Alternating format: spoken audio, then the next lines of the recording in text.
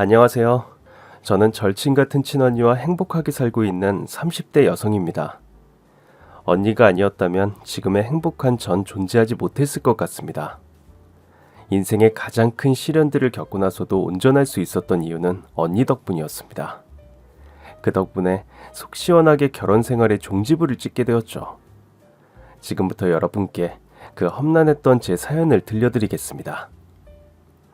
평범하게 자랐던 전 공부도 잘했고 명랑한 아이였습니다. 그러던 어느 날 갑자기 사고사로 부모님을 잃게 되었죠. 충격적인 부모님의 죽음은 저와 언니를 평범하지 못한 생활로 만들고 말았습니다. 그렇게 갑작스럽게 찾아온 부모님의 부재는 우리 자매에겐 암흑 같은 시간이었죠. 항상 아껴주시고 사랑해주셨던 부모님의 빈자리가 크게 느껴질수록 우는 시간이 많아졌습니다.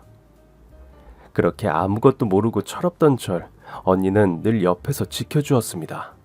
그리고 제가 부모님이 안 계시다는 이유로 놀림을 당하거나 불의를 당할 때, 우울해 있을 때도 항상 제 곁에서 든든한 언니가 있었습니다.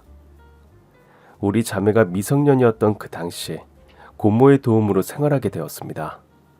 고모 역시 우리 자매에게 큰 은인이셨죠. 그러다가 언니가 성인이 되면서 절 데리고 독립하게 되었습니다.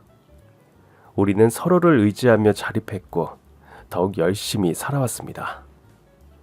그때부터 언니는 제게 누구보다 가장 가까운 인생의 친구였고 엄마 아빠를 대신해준 보호자이기도 했기에 제겐 가장 큰 존재였습니다. 내일 학교 갈 때 여기에 책 담아서 챙겨가. 새 책가방이야. 이게 뭐야? 나 책가방 있는데 언니? 다 낡았잖아. 언니가 이달 회사에서 보너스 받았거든. 그래서 너 주려고 새로 책가방 사왔어. 우와, 너무 마음에 들어 언니. 고마워. 새 책가방에 책 담아서 챙겨야지. 제가 고등학교 때 언니는 대학을 다닐 나이였지만 가정 형편상 일찍부터 일을 시작해야만 했고 언니가 번 돈으로 우리는 함께 생활했습니다. 사무보조일로 취업한 언니는 어린 나이였지만 직장인이었고 열심히 일하면서도 저까지 살뜰하게 챙겨주던 어른이었죠. 그런 언니를 거들기 위해 저도 중학교 때부터 해오던 패스트푸드점 아르바이트를 열심히 시작해왔습니다. 저 역시 우리의 형편을 잘 알기에 생활비에 보탬이 되고 싶었죠. 그리고 언니가 늘 고생하는 걸 알고 있었기에 저 또한 고되고 힘들어도 지치지 않았습니다.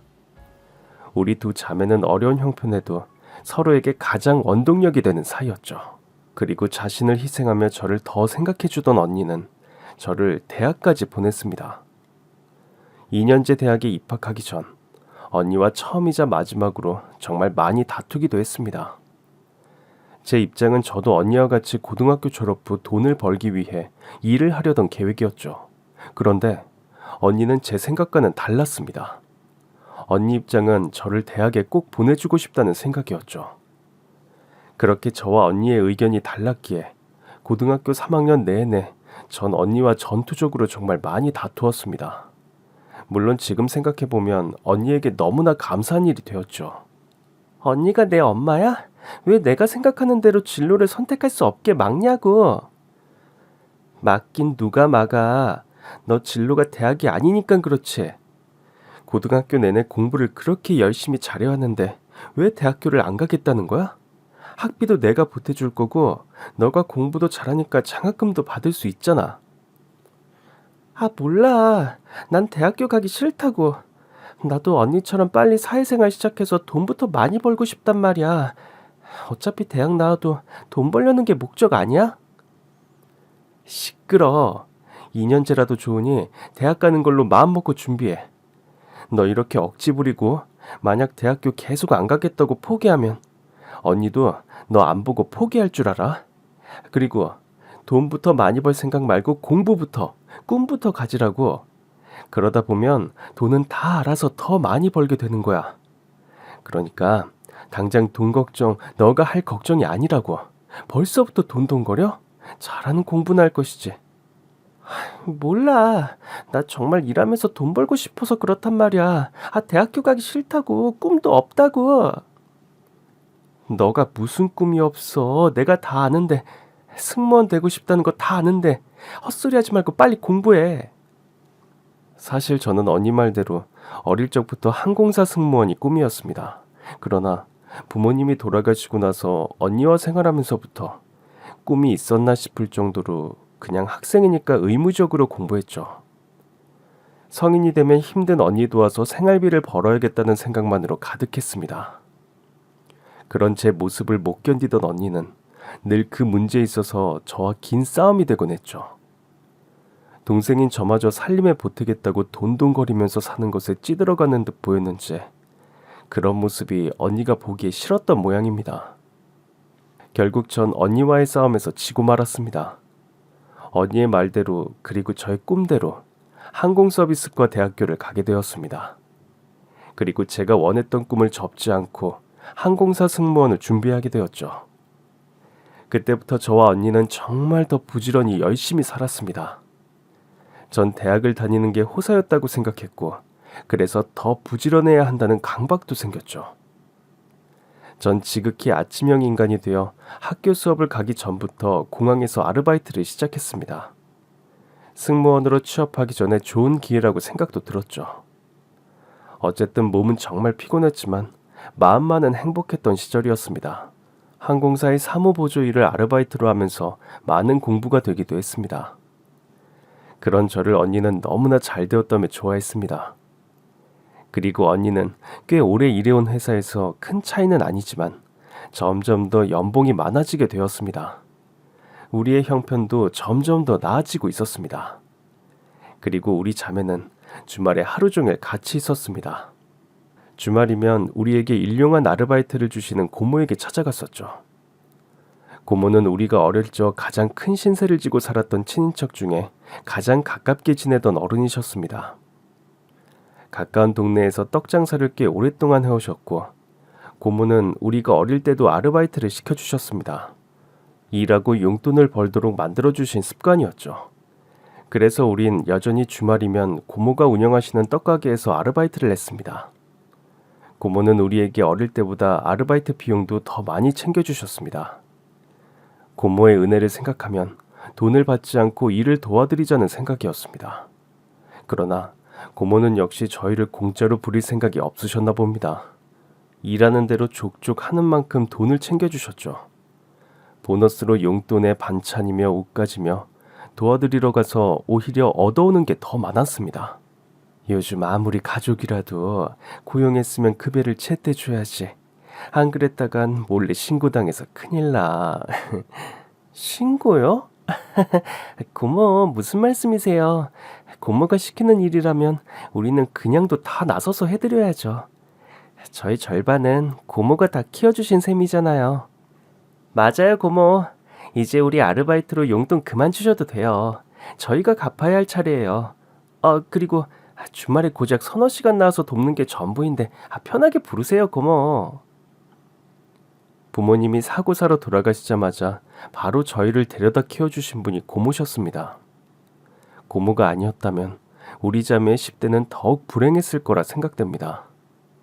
특히 전 당시 13살이었고 언니보다 더 어려서 아무 생각 없이 울기만 했었죠. 저의 남은 초등학교 시절과 중학교 시절 내내 고모네 집에서 학교를 다녔습니다. 그리고 언니가 성인이 되면서 독립하겠다고 할 때도 고모는 저더러 고모 댁에서 함께 살자고 하셨지만 저와 언니는 한 몸처럼 붙어있고만 싶어 했습니다. 그리고 고모도 당신은 고모부와 이혼하면서 우리를 챙겨줄 처지도 아니셨죠. 그런데도 끝까지 우리를 놓지 않으셨습니다. 이혼한 고모는 고모부에게 위자료를 받아 동네에서 일하던 장사 잘 되던 큰 규모의 떡집을 인수받았고 그 덕분에 실속 있는 부자가 되셨죠. 그래서 저희가 성인이 된 이후에도 생활비를 종종 보태주시기도 하셨습니다.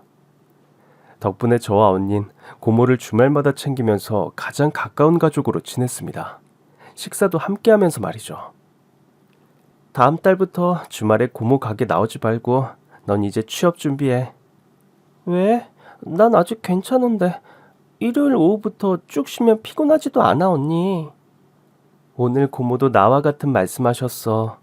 일손 모자라면 사람 쓰면 된다고도 하셨고 넌 이제 고모랑 저녁 먹을 때나 놀러 오라셨어.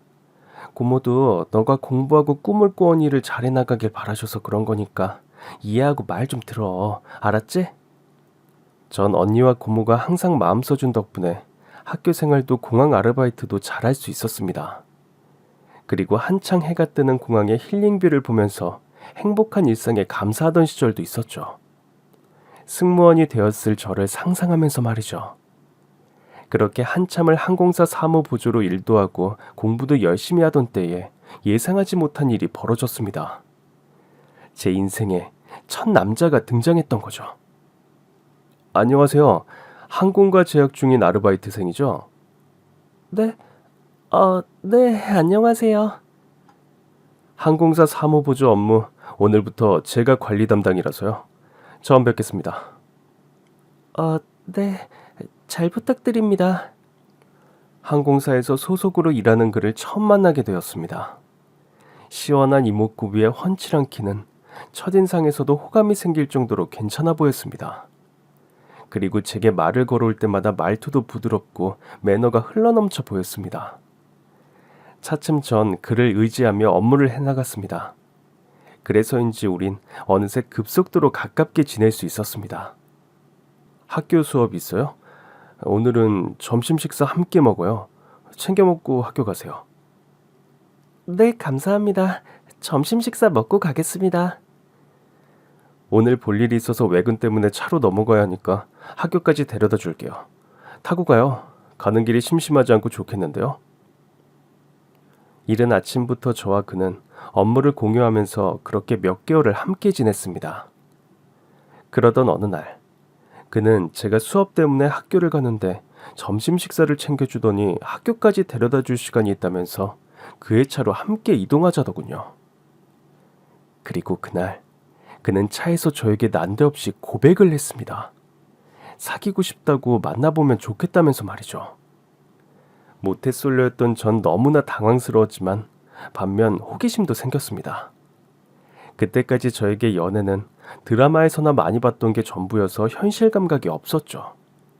그저 마음에 드는 외모의 남자 사람인 오빠가 일도 적극적으로 도와주고 저를 늘 챙겨준다는 것 자체가 설레는 일이었습니다. 그리고 그날부터 우린 세상이 새로웠습니다. 연애하면 다들 그렇다고 하는 말처럼요. 그리고 술을 한잔하게 된 어느 날, 그를 만나러 오면서 항상 제 마음에 걸렸던 제 사연을 얘기하고 싶어졌습니다. 저의 가족사나 배경들을 모두 그에게 털어놓고 싶었죠. 오빠, 나 할 말이 있는데. 뭔데? 편하게 얘기해. 뜸 들이니까 더 긴장되잖아. 실은 나 말이야. 부모님이 안 계셔. 내가 어릴 때 사고로 돌아가셨어요. 그래서 그 뒤로 쭉 친언니와 살고 있어요. 물론 꽤 시간이 흘렀지만 지금도 그때를 생각하면 여전히 힘들어. 그래서 떠올리지 않으려고 노력하며 더 부지런히 열심히 사는 게 습관이 되었나 봐요. 그런데 나에겐 엄마 아빠 역할을 다해주던 언니가 있고 또 언니와 행복하게 살려고 노력 중이에요. 그런 게 뭐 어때서? 언니도 계시지만 자기 곁엔 이제 나도 있잖아. 그리고 나한텐 그런 건 아무런 문제될 게 없어. 오히려 자기가 부모님 부주로 언니와 함께 많이 마음 아팠겠네. 그리고 그런 환경 속에서도 이렇게 훌륭하게 잘 살아왔다는 게 더 대견하고 좋은걸. 그는 오히려 제가 부모님을 일찍 잃게 된 사연을 듣고 나서 더 큰 위로로 챙겨주었습니다. 그리고 우린 그날 이후로 부쩍 더 가까워진 느낌이었습니다. 그가 절 늘 아껴주고 챙겨주는 모습에 너무나 고마웠습니다. 게다가 제 언니까지 챙겨주기 시작했습니다. 나 지금 자기 집 앞인데 혹시 잠깐 볼 수 있어? 연락도 없이 무슨 일이에요? 내일 출근 때 보면 되지. 또 보고 싶기도 하고 전해줄 것도 있고 해서 잠깐이면 되니까 어서 나와봐. 불쑥 집 근처에 찾아온 그가 무슨 영문인지 궁금해서 바로 나가보았습니다. 그런데 차 트렁크에서 뭔가를 꺼내더니 제게 건네주더군요. 상상치도 못한 케이크와 과일 바구니였습니다. 어찌나 크던지 크기에도 더 놀랐죠. 아니 이게 다 뭐예요? 케이크에 과일 바구니까지 있네. 너무 고맙지만 비싼데 뭐하러 이렇게까지. 미안. 이거 전부 자기 주는 거 아니야. 어, 그게 무슨 말이야? 그럼 누구 주는 건데? 자기 언니. 언니랑 같이 드시라고 드리는 겁니다. 그러니 자기 혼자 다 먹으면 안 돼요. 어머, 뭐야? 언니까지 챙겨주고 너무 고마워요. 그리고 자, 이것도 받아. 그는 케이크와 과일 바구니, 그리고 주머니에서 흰 봉투를 꺼내더니 제 손에 쥐어주었습니다. 돈이라도 챙겨주는 건가 싶어서 거절하려고 하자 돈 봉투 아니라며 저의 언니에게 전해달라고 하더군요. 제 언니에게 마음 담아 몇 자 적어보았다며 편지를 건네주었던 것이죠. 정성스러운 마음이 고마워서 제게 준 선물처럼 느껴져 더 기쁘고 행복했습니다. 그날 밤 편지를 읽어본 언니가 저더러 마음 좋은 친구 같다며 잘 만나보라면서 기회 되면 같이 식사라도 하자고 했습니다. 저는 처음 하는 연애였지만 애정을 듬뿍 받는 기분에 신났었죠. 그렇게 언니와 남친의 사랑을 받으며 대학을 졸업하고 승무원이 되기까지 그와의 뜨거운 연애는 계속되었습니다. 제 바람이기도 했지만 언니의 소원처럼 전 드디어 승무원이 되었죠. 더욱 바쁜 나날의 시작이었습니다. 남자친구는 다른 항공사에서 근무했고 전보다 더 저를 아껴주고 응원해 주었습니다. 몇 년간 우리는 점점 더 가족처럼 친밀하고 편해졌습니다. 그러던 어느 날 남친은 바쁜 와중에도 데이트를 하자며 조르고 있었죠. 오늘은 근사한 곳에서 저녁 먹자. 그리고 언니도 같이 모시고 오면 좋을 것 같아. 바쁘시더라도 꼭 두 분 다 시간 내주셔야 합니다. 언니도? 우리 셋이 같이 식사하자고? 오늘은 꼭 시간 내주시라고 해. 꼭, 응? 드릴 말씀도 있으니까. 남친의 간곡한 부탁으로 전 언니와 함께 저녁 약속 장소에 나갔습니다. 분위기 좋은 레스토랑에서 남자친구는 우리 자매를 기다리고 있었죠. 그리고 음식을 주문하자 케이크와 저와 언니의 것으로 보이는 꽃다발도 2개가 같이 놓여졌습니다. 무슨 일인가 싶어서 의아하던 그때 남친은 저와 언니를 바라보며 정중하게 멘트를 날렸습니다. 나와 결혼해 주겠어요? 그리고 저를 가족으로 받아주시면 정말 좋겠습니다. 남자친구의 예상하지 못한 결혼 프로포즈에 저와 언니는 놀라고 당황스러웠습니다. 그러나 우리는 둘 다 기분이 너무나도 좋았죠. 저는 주저할 이유가 없었고 언니도 제 마음을 아는지 제 대답에 이어 그에게 대답해 주었습니다. 우리 동생을 이렇게 변함없이 아껴주고 결혼 프로포즈까지 준비해줘서 너무 고마워요. 동생만 좋다면 나도 가족으로 받아주면 좋겠어요. 그날 이후 우리는 결혼을 준비하게 되었습니다. 저와 언니를 생각하는 마음이 특별했던 프로포즈로 너무 행복했습니다. 그러나 거대한 산이 남아 있었습니다. 남편의 어머니, 바로 시어머니께 인사를 드려야 했죠. 시부와 이혼한 지 오래되셔서 남편은 어머니와 둘이 살고 있었습니다. 시어머니는 아들이 결혼할 사람이 생겼다고 하자 저를 매우 궁금해하셨던 모양이었습니다. 그래서 바로 인사를 드리기로 하고 시어머니를 찾아뵙게 되었습니다. 아니, 연애를 몇 년이나 한 거야? 그동안 난 전혀 몰랐네. 결혼까지 하고 싶은 사람이 생겼다고 하니 궁금해서 참을 수가 있어야지. 빨리 인사드렸어야 하는데 죄송해요, 어머니. 뭐 이제라도 보게 돼서 다행이지 뭐. 그래, 사는 곳은 어디야? 고향은? 인사를 하자마자 어머니의 질문이 쏟아졌습니다. 차가운 인상이 조금은 무서웠지만 그래도 용기 내어 차근차근 대답을 드리고 있었죠. 그런데 다음 질문에서 분위기가 갑자기 안 좋아졌습니다. 부모님은 뭐 하시는 분들이셔? 부모님은 어릴 때 돌아가셨어요. 근데 고모님이 잘 챙겨주시고 친언니도 잘 챙겨주셔서 문제 없어요. 제가 대답하려던 순간 남편은 마음이 급했는지 저를 대변하고 있었습니다. 그리고 시어머니의 표정이 갑자기 안 좋아지셨죠. 부모님이 안 계신다고? 어릴 때 왜 돌아가셨는데? 사고가 있었고, 그래서 돌아가셨다고 알고 있어요. 그런데 안 계시는 동안에도 열심히 공부해서 지금은 이렇게 멋진 승무원이 되었고요. 아니, 넌 입이 없냐? 왜 아들이 자꾸 대답하게 만들어? 네, 죄송해요, 어머니. 같은 대답인데 누가 먼저 좀 하면 어때요? 그리고 제가 언니도 만나서 알지만 다들 좋은 분들이에요. 고모님은 사업도 하고 계시고요. 남편은 저를 안심하게 만드느라 제가 드릴 대답을 황급히 대변하고 있었죠. 그러자 시모는 더욱 화가 났는지 그 뒤로 저와는 별다른 대화도 나누려고 하지 않았습니다. 밥이 어디로 들어가는지 모르게 정신없이 식사를 마치고 그렇게 시어머니와의 첫 만남은 마무리가 되었죠. 남편은 저를 데려다 주면서 시어머니 신경 쓰지 말라며 다독여 주었지만 결혼 준비하려는 입장에서 시모가 반기지 않는 것 같아 마음이 좋지 않았습니다. 너 요즘 무슨 걱정 있어? 남자친구 집에 인사하고 온 뒤로 얼굴에 근심 걱정이 한가득이네. 뭔데? 말해봐. 실은 그게 말이야, 언니. 아무래도 시어머니가 날 싫어하시는 것 같아. 왜? 결혼 반대라도 하신 거야? 반대하실 분위기야.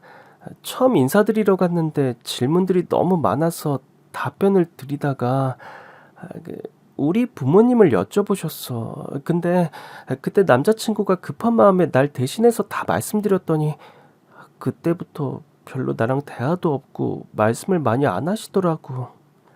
괜찮아. 상견례라도 잡고 언니가 잘 말씀드려 볼게. 너무 걱정 말고 결혼 준비 잘해보자. 언니와 남자친구는 시어머니의 마음을 알아차린 뒤로 물심양면으로 공략하며 한편이 되었죠. 고모가 운영하시는 떡집에서도 시모에게 선물을 챙겨 보내드렸고 시모가 좋아할 만한 선물들은 언니가 저 대신 챙겨주기 시작했어요. 시어머니는 아니나 다를까 제가 찾아뵙고 인사를 드린 이후로 결혼을 쭉 반대하셨습니다.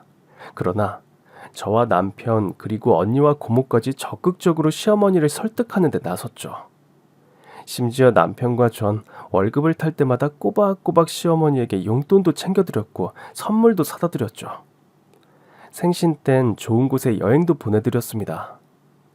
그러던 어느 날 시어머니가 남편 모르게 저를 부르셨습니다. 어서 와서 앉거라. 어머니, 이렇게 진수성찬을 차려주셨어요? 잘 먹겠습니다. 그동안 너희가 노력한 거 알고 있으니 결혼은 허락하마. 저녁 먹고 가서 이거 너희 언니나 고모님께 보여드리고 결혼 준비 서둘러서 하렴. 처음으로 시어머니가 차려주신 식사를 하면서 너무나 행복했습니다. 그리고 집에 돌아가는 길에 시어머니가 언니나 고모에게 전해주라고 하신 봉투를 열어보았습니다. 거기엔 혼수로 필요한 것들과 결혼 준비에 대한 시모의 의견이 빼곡하게 적혀 있었습니다. 조금은 서운한 마음이었지만 그래도 허락해 주신 것만으로 기뻤습니다.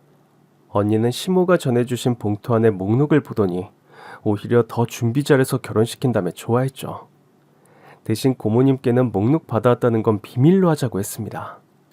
무사하게 결혼에 꼴이 난 저와 남편은 행복한 신혼을 보내며 살았습니다.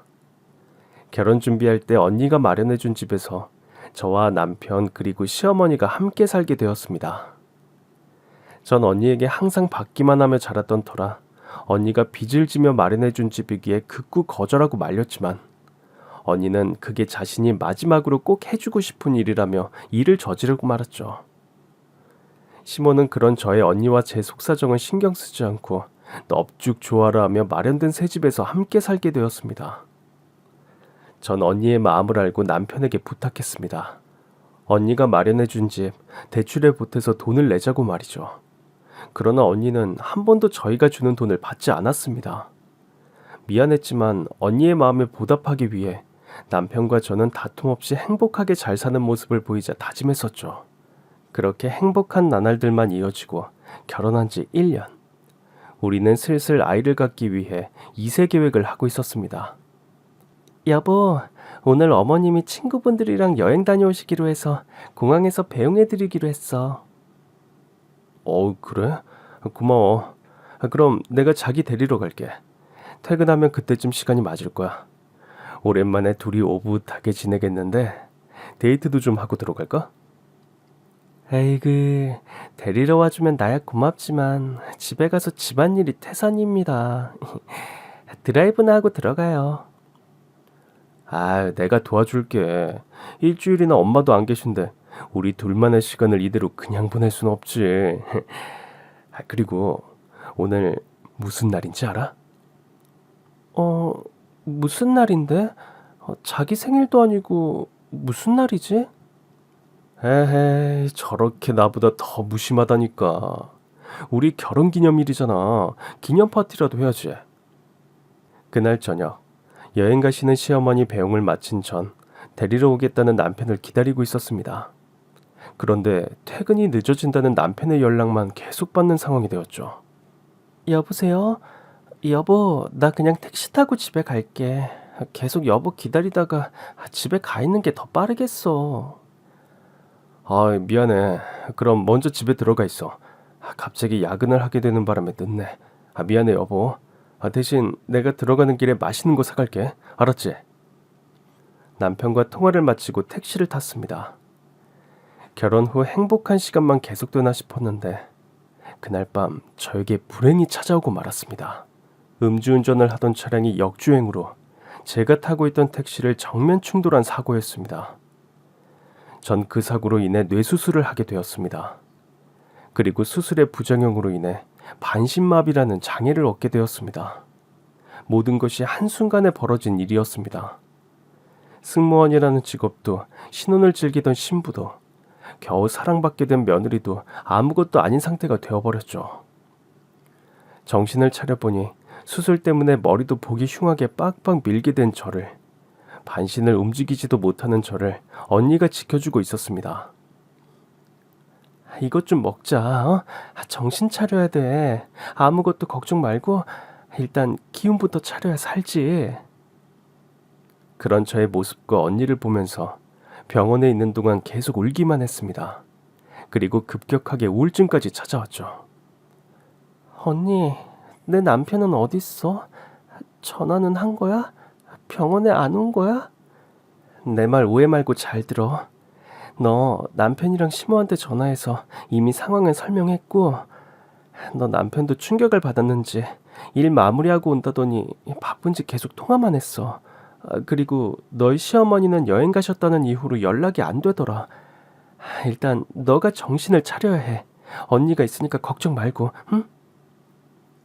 언니의 말대로 마음을 굳게 먹으려고 했지만 입원해 있는 시간이 길어질수록 남편과 시모가 오지도 않고 연락도 안 되자 마음이 무너졌습니다. 그렇게 남편과 시어머니는 제가 태어날 때까지 병원 근처도 오지 않았습니다. 그리고 언니가 저의 간병을 하는 상황을 알고도 이후 아무 연락도 없었죠. 그런 사실이 믿을 수 없었습니다. 시어머니야 처음부터 저를 좋아하지 않으셨으니 그러려니 했지만 남편의 그런 행동은 도무지 상상조차 할 수 없던 일이었습니다. 제겐 너무나 날벼락 같은 충격이었죠. 다쳐서 제 몸이 성치 않은 것도 받아들이기 힘든데 남편까지 그렇게 나오니 충격이 가시지 않았습니다. 그러나 결국 망감이 교차하는 동안 남편과 시어머니는 나타나지 않았고 언니의 도움을 받아 퇴원하게 되었습니다.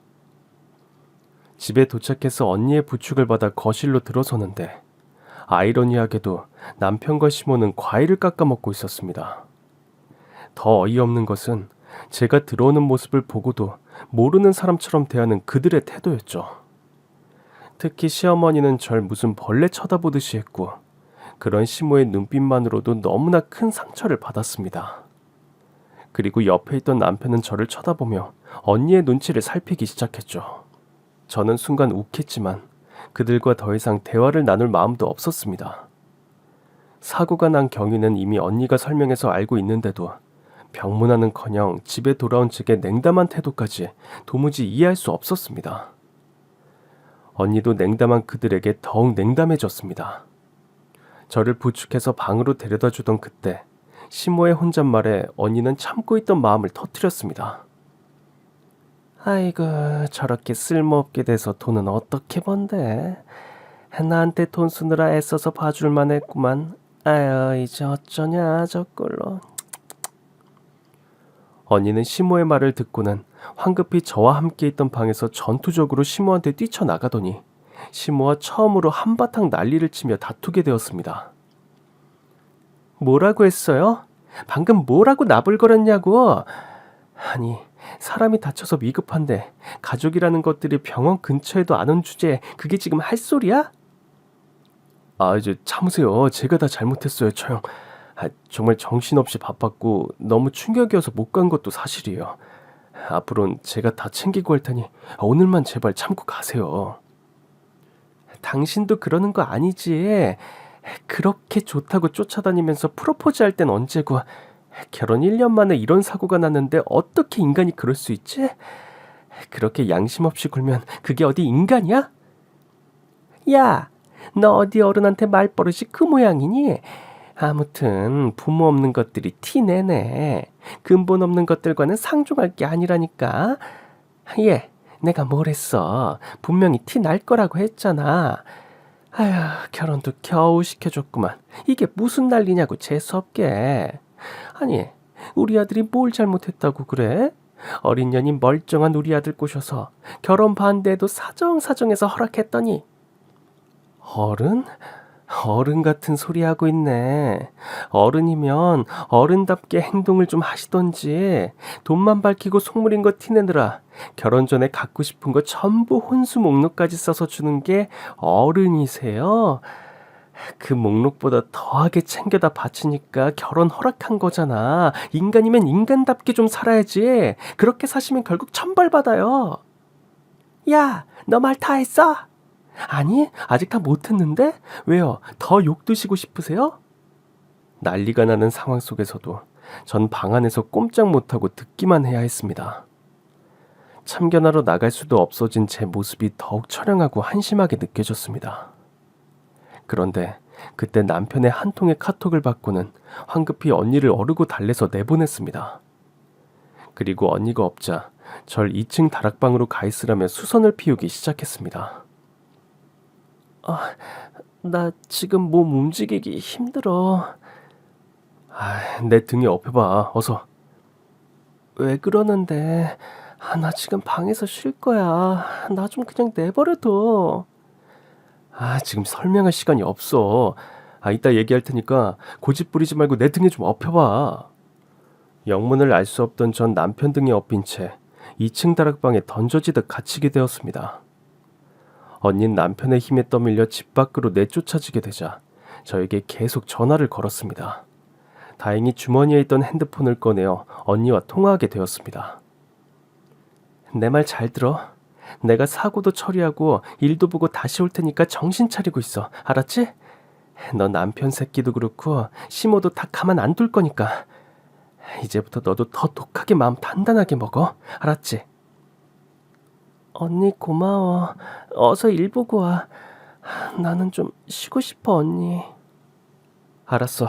일단 쉬고 있고 나쁜 마음 먹지 말고 기운 차려. 곧 데리러 갈게. 언니가 다 알아서 처리하고 갈 테니까 조금만 버티고 있어. 알았지? 다락방에 나를 내몰아놓고 언니까지 내쫓아버린 남편은 잠시 후 집안에 놀러온 시댁 친척들을 마중하기 바빴던 모양이었습니다. 남편은 친척들에게 저의 흉한 모습을 드러내고 싶지 않았던 것 같습니다. 그때부터 전 또 그렇게 혼자 골방에 틀어박혀 엉엉 울게 되었습니다. 울다가 잠이 들었는지 깨어나 보니 다락방 안에 음식이 놓여 있었습니다. 제가 잠든 사이에 음식을 두고 간 모양이었습니다. 그렇게 며칠 다락방에 갇혀 지냈습니다. 그리고 주머니에 핸드폰도 사라졌습니다. 언니가 찾아왔다고 해도 만날 수 없던 상황이 되었죠. 남편은 언니에게 거짓말을 둘러대며 안심시켰다고 합니다. 물론 언니는 그런 남편과 시모를 믿지 않았는지 통화하게 해달라고 끈질기게 연락한 모양이었습니다.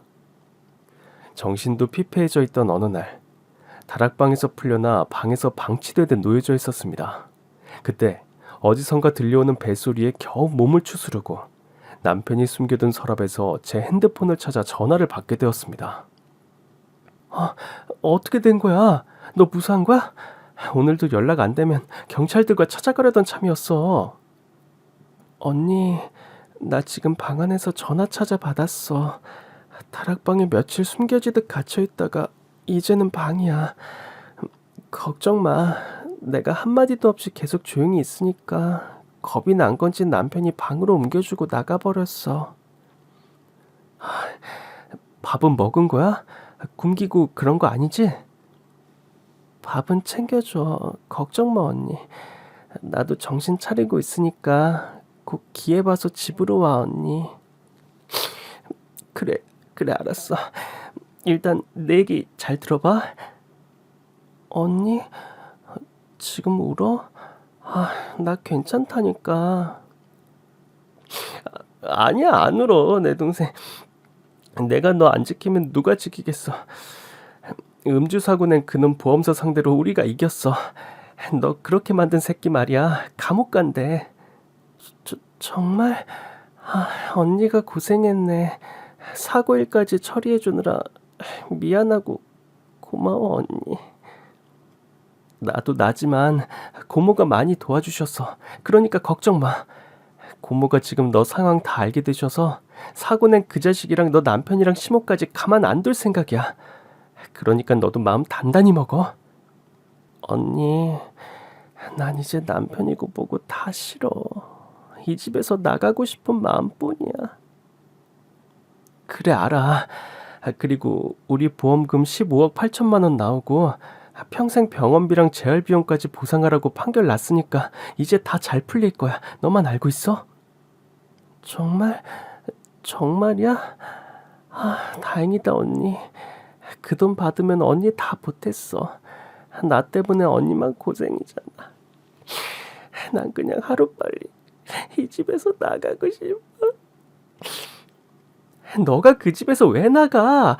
내가 그 집 주인인데. 명의 변경 안 했잖아. 그 집 내가 마련해 준 거고, 그래서 너랑 계속 연락 안 되면 경찰에 신고해서 쫓아가려던 참이었어. 그러니까 더욱 걱정하지 마. 언닌 저와 함께 재판 진행해야 했지만 제 몸 상태가 아닌 이유로 혼자 고생하고 있었습니다. 그리고 고모에게도 사실을 알렸고 여기저기 도움을 받아 언니를 가장 많이 도와주고 계셨답니다. 결국 상대편 보험사와 과실 비율을 따지며 보험금 소송을 하게 되었는데 결국 이기게 된 것이었죠. 보험금도 나오고 승소했다는 소식을 듣자마자 저는 언니와 통화를 하면서 계속 눈물만 흘렸습니다. 그런데 그때 방문이 열렸습니다. 시모였습니다. 방문 앞에서 울며불며 언니와 통화하던 내용을 다 듣고 있던 모양이었습니다. 갑자기 시어머니는 제 앞에 무릎을 꿇더니 미안하다고 사과하기 시작했습니다. 짐작하건대 분명히 보상금 15억이 나온다는 통화를 듣고 그러는 듯 보였습니다. 그렇지 않고서는 아침까지만 해도 남편이 차려준 밥을 먹던 제게 밥값도 못하는 년이라고 욕을 하며 나갔던 시모가 쉽게 태세를 바꿀 리 없었죠. 얘야. 우리가 그동안 너무 냉정하게 굴었지. 미안하다. 우리도 너의 사고가 충격이라 그랬어. 경황이 너무 없기도 하고. 너도 알다시피 내가 표현에 인색하지 않니? 게다가 이런 사고가 어디 쉽게 받아들일 수 있겠니? 그러니 이제라도 마음 풀고 우리를 용서해다오. 시어머니는 갑자기 변명 같은 사과를 구구절절 늘어놓으며 제게 용서를 구하고 있었습니다. 전 아무런 대답도 하지 않았습니다. 더 할 말이 없었으니까요. 그런데 밖에서 누군가 벨을 누르며 문이 부서질 듯 두드리고 괴성을 지르고 있었습니다. 고모였습니다. 가깝게 계시던 고모가 언니의 전화를 받고 급히 찾아오셨던 겁니다.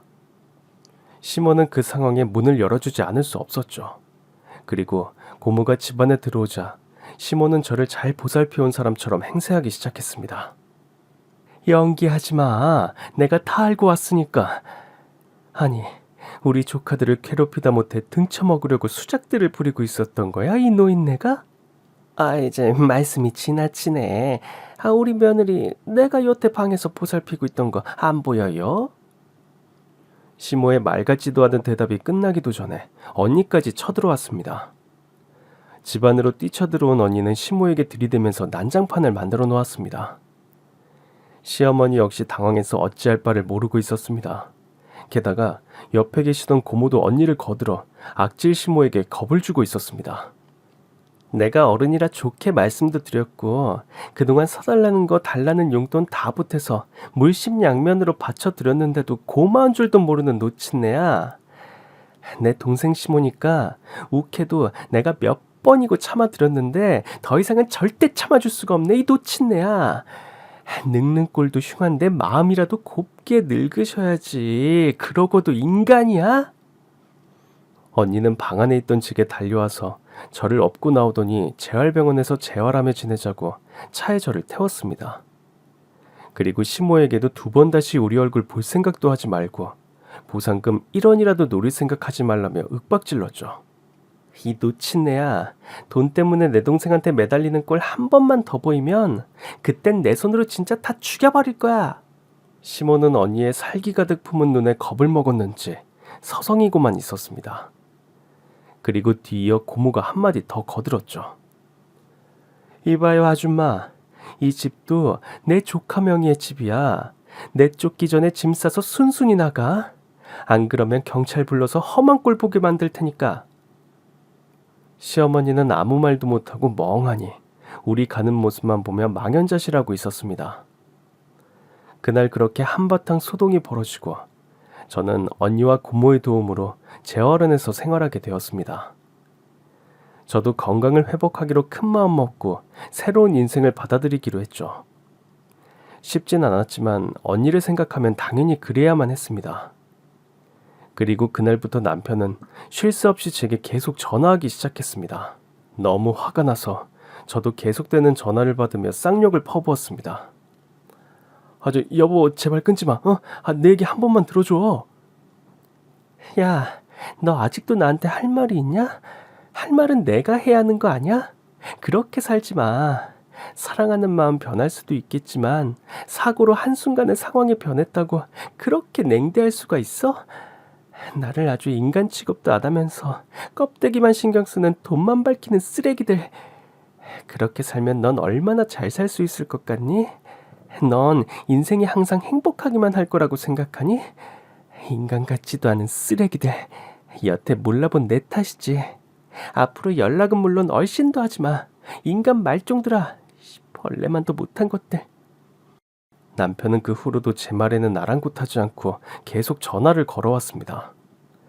결국 언니가 저를 대신해 통화를 하게 되었고 쌍욕만 기대갑게 퍼붓고 냉정하게 끊어버렸습니다. 그 후로 언니는 일하는 시간도 줄여가며 저의 재활에만 신경 써주었습니다. 그런 틈에 고모가 나서서 시어머니와 남편을 언니의 집에서 쫓아내게 되었습니다. 그리고 제가 원하던 대로 궁지에 몰린 남편은 이혼 서류에 별다른 말 없이 이혼 도장을 찍어주게 되었습니다. 이혼하게 된 이후로도 남편의 끊임없는 전화 연락으로 결국 전 핸드폰 번호도 변경해버렸습니다. 언니는 자신의 명의로 되었던 집을 고모의 도움으로 처분하고 재활이 끝나면 저와 전처럼 같이 살겠다며 새로운 집을 마련해 두었습니다. 이혼, 집 모두 정리하면서 저 역시 마음이 홀가분해졌습니다. 승무원으로 일하던 때가 몹시 그립고 너무나도 달라진 일상이 괴로웠지만 항상 곁에서 엄마보다 더 엄마 같은 언니의 도움으로 재활치료를 꾸준히 받아 80% 이상 정상인 생활을 되찾게 되었습니다. 내 동생 이제 많이 건강해졌으니 일해서 돈 벌어 와야지. 물론이지. 언니가 차려준 카페에서 열심히 일해서 돈 벌 겁니다. 그게 무슨 내가 차려준 거야. 네 돈이야. 너가 잃은 걸 대신할 수는 없지만 그래도 그 돈으로 뭐든 하고 싶은 거 하면서 행복하자, 내 동생. 언니는 하던 회사 일을 접었습니다. 저를 위해 대출했던 돈도 모두 갚아버렸죠. 1층에 예쁜 카페가 있는 건물을 고모가 매매하게 되었고 1층 카페를 저와 언니가 함께 운영해 나갔습니다. 꿈에도 생각 못했던 일상이었습니다. 예상 못했던 일상이었지만 저와 언니는 행복했습니다. 그리고 고모가 운영하는 떡가게와도 가까운 위치에 있어서 왕래가 더 잦아졌습니다. 서로에게 가장 큰 위로와 행복한 일상을 나누면서 말이죠. 그렇게 전혀 상상도 못했던 행복한 일상이 펼쳐질 거라 예상 못했습니다. 그러던 어느 날, 전 남편의 소식을 듣게 되었습니다. 교통사고로 다리를 못 쓰게 되었다고 말이죠. 참 인생은 알 수 없나 봅니다. 전 남편의 시모는 병간호하며 병원비로 빚쟁이가 되어 고모의 가게까지 찾아왔었다고 하더군요. 그것도 시모가 남편 휠체어 끌고 도와달라면서 말이죠. 고모의 말에 의하면 전 남편이나 시모 모두 거짓골에 가까운 행색이었다고 합니다. 그리고 고모는 그날만 그들에게 적선한 셈 치자 생각하고 몇 푼 쥐어주면서 다시는 찾아오지 못하게 보냈다고 합니다. 그게 그들과의 마지막 인연이었습니다. 부모님이 돌아가셨을 때, 언니와 단둘이 생활비를 벌며 살아가야 했을 때, 그리고 꿈꾸던 승무원이 되고 사랑하는 사람을 만났다고 생각했을 때, 반대하는 결혼까지 하면서 행복한 결혼 생활을 꿈꾸던 어느 날 한순간의 사고로 장애를 가지게 되었을 때, 그때까지도 인생의 한 치 앞도 모른 채 닥치는 순간들을 헤치며 살아왔습니다. 그리고 사고가 난 이후 이렇게 언니와 고모의 도움을 받으며 새로운 인생을 다시 살게 될 거라고도 상상하지 못했습니다. 게다가 전 남편이 저처럼 교통사고로 그런 꼴이 될 줄도 몰랐죠.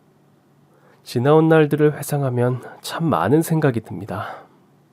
그래서 전 하루하루 감사하게 생각하고 있습니다. 그리고 언니는 이제 저의 또 하나의 심장이나 다름없습니다. 언니가 저를 위해 살아온 인생을 보상해주고 싶다는 생각이 들었습니다.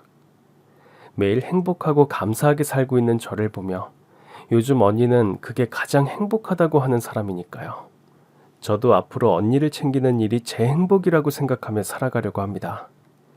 세상에 살아갈 의미와 희망이 언니라고 생각하니 우울한 마음도 많이 회복되었습니다. 불행이 찾았을 때 여러분들도 마음의 고통으로 좌절하기 쉬울 거라 생각됩니다. 그러나 돌이켜보면 분명 얻는 게 있을 겁니다. 저 또한 참 우여곡절이 많았지만 앞으로 더 많이 생길 희망을 꿈꾸며 놓지 않는 인생을 살아가 보려고 합니다. 길고 험난한 제 사연을 들어주신 여러분들도 희망을 가지고 절대 포기하지 않는 삶을 살아가시기 바랍니다. 그럼 오늘도 행복한 하루 되세요. 감사합니다.